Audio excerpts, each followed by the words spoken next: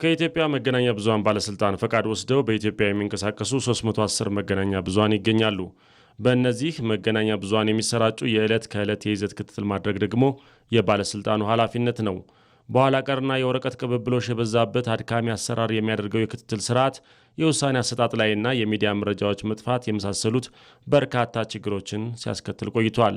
በተለያየ የዲጂታል ፕላትፎርሞች የሐሰተኛ ንግግሮች አሉ፣ የጥላቻ መረጃዎች አሉ። ስለዚህ ህዝብ አቤት ማለት ይፈልጋል ወደኛ። እሱም ደግሞ ቢሆን በ9192 ኋላ ቀር በሆነ መንገድ ወይም ደግሞ ጥፋቱን የተመለከተው ወይም ጥሰቱን የተመለከተው ወይም ጉዳቱ በሐሰተኛ መረጃና በጥላቻ ንግግር ጉዳቱ የደረሰበት ሰው መጥቶ ካላመለከተ በስተቀር ዲጂታሊ በሚመቸው በሞባይሉ ወይም ዴስክቶፑ ወይም ላፕቶፑ ላይ ሆኖ ወደኛ የሚያመለክትበት ምንም አይነት የተዘረጋ ፕላትፎርም አልነበረም።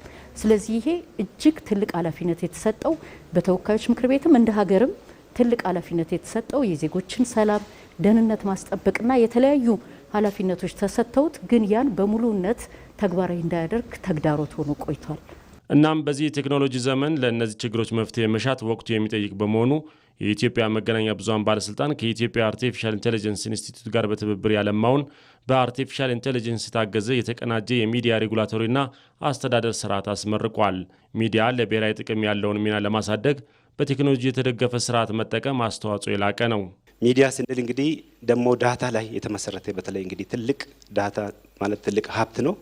ያን ሀብት የመተንተን የማቀናጀት ከዛ ደግሞ ዳታ ላይ የተመሰረተ ውሳኔዎችንም ለመንግስት እንዲሰጥ ለማድረግና ሚዲያ ህዝቡን ወደ ፈለገበት ቦታ ወይም ደግሞ ሀገራችንን መውሰድ ያለበት ቦታ ለመውሰድ ዳታ ነው የሚያስፈልገው። ይህን ዳታ ደግሞ ስናከማች ስንቆጣጠረው ስናቆነውና ወደ መቆጣጠር የምንሄደው ዘመኑን የዋጀ በጣም ስቴት ኦፍ ዘ አርት የሆነ የቴክኖሎጂ ሶሉሽን ነው የሰራ ነው።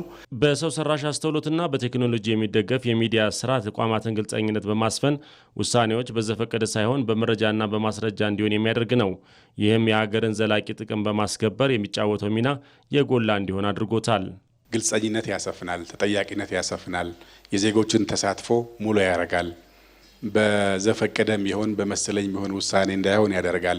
ከሆነ ማስተካከያ ስርዓቱን ያበጃል። በዚህም ምክንያት የሁላችንም ኤምፓወር የሚያደርግ ነው።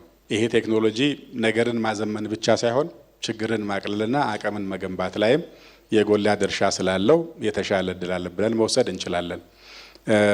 በአንድ በኩል ለሚፈጠሩ ቅሬታዎች ቅሬታ ያለው አካል ተገቢውን ቅሬታ ማቅረብ ትክክል ካልሆነም በምክንያት በማስረጃ ተደግፎ ለመከራከር ይቻላል ማለት ነው። ብያለው ወስኛለው የሚባል ነገር አይኖርም። ማስረጃው ትክክል ካልሆነ አስተካክሎ ማረም የሚቻልበት እድል ይሰጣል። ቴክኖሎጂን አልምተው ለሚዲያ ቁጥጥርና ድጋፍ ማዋሉም የኢትዮጵያ መገናኛ ብዙሃን ባለስልጣን ያለበት ህጋዊ ኃላፊነት በመወጣት ዜጎችን ከጥላቻ ንግግርና ሐሰተኛ መረጃ እንዲጠብቅ ቁልፍ ሚና መጫወት ያስችለዋል።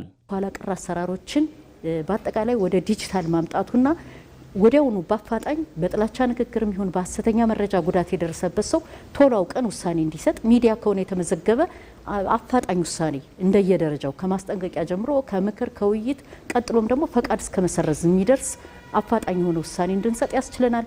መላ ኢትዮጵያን የምንከታተለው መላ ኢትዮጵያ ላይ ያሉ ሚዲያዎችን ነው። እነዚህን ሚዲያዎች 310 ሚዲያዎችን ባሉበት ደግሞ እንዲሁ የሪፖርቲንግ ሲስተማችን ከክልሎችም ጋር የተቀናጀ ይሆናል ማለት ነው። የኢትዮጵያ መገናኛ ብዙሃን ባለስልጣን በሰው ሰራሽ አስተውሎት ያለማው የቴክኖሎጂ የተቀናጀ የሚዲያ ሬጉላቶሪና አስተዳደር ስርዓት የሚዲያ ጥቆማ፣ ቅሬታ ማቅረቢያና መከታተያ ሞባይል መተግበሪያ እንዲሁም የዌብ ፖርታል አማራጮችን አካቷል።